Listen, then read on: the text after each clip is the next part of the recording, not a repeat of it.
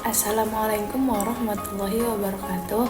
Perkenalkan, nama saya Miftaul Khairiyah, NIM 8560939883.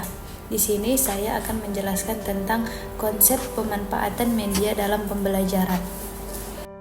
1. Apa fungsi media dalam pembelajaran?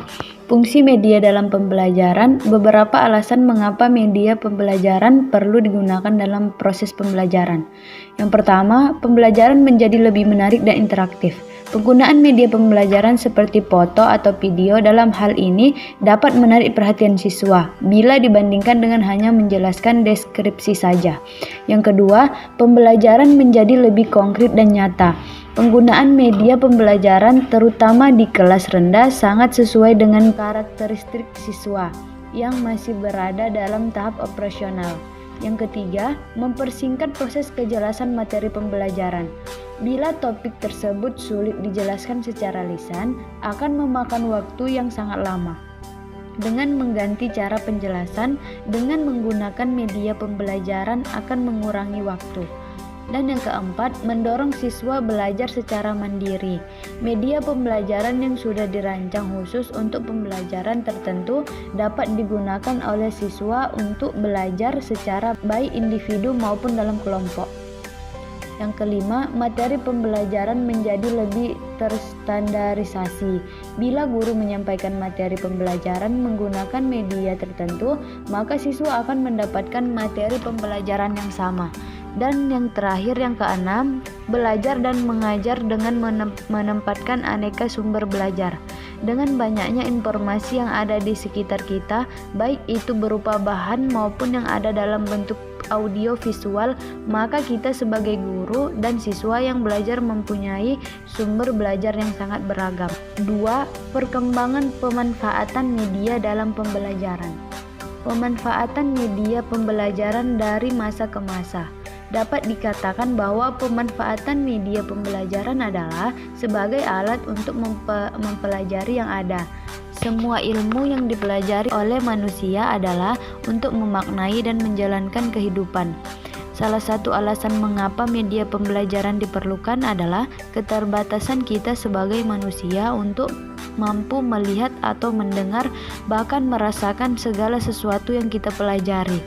Melalui media, sesuai dengan asal katanya adalah segala sesuatu yang menjadi perantara dan berisi pesan tertentu untuk dipelajari. Selanjutnya, pemanfaatan media dalam pembelajaran. Pada usia anak sekolah, anak-anak pada rentang usia ini lebih mudah untuk mempelajari segala sesuatu secara konkret.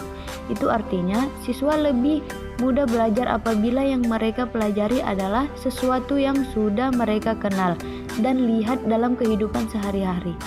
Hal ini sejalan pula dengan keyakinan Bapak Pendidikan Indonesia Ki Hajar Dewantara bahwa segala bentuk kegiatan yang dilakukan anak dalam permainan dan alat-alat dapat dikatakan sebagai sarana belajar. Berbagai permainan dan alat-alat yang digunakan dalam kehidupan sehari-hari adalah sarana untuk melatih kemampuan anak dalam berhitung, memimpin, bersikap, teliti, bekerja sama, sekaligus berkompetisi, dan sikap lain yang positif. Selanjutnya, jenis pemanfaatan dan media pembelajaran.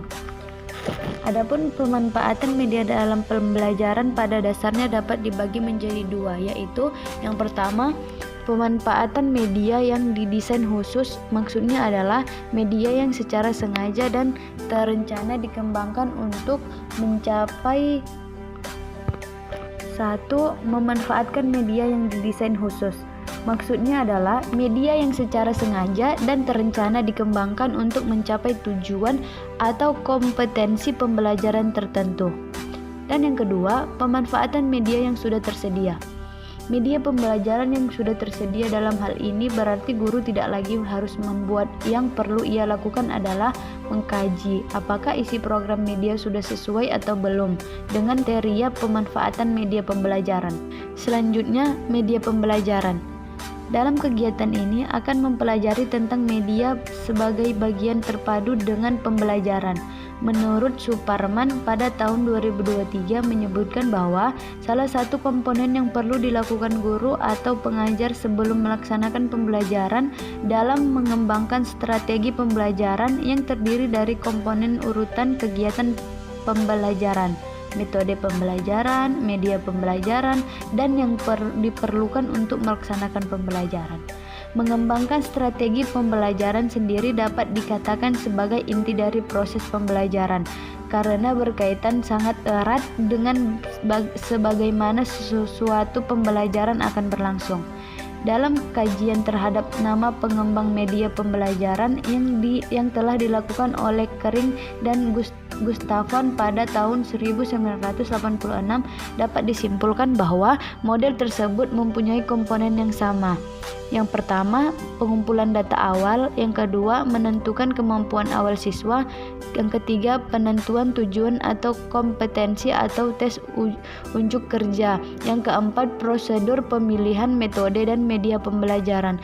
Dan yang terakhir, yang kelima, prosedur implementasi, evaluasi, dan revisi pembelajaran. Sekian pemaparan dari saya, kurang dan lebihnya memohon maaf. Wassalamualaikum warahmatullahi wabarakatuh.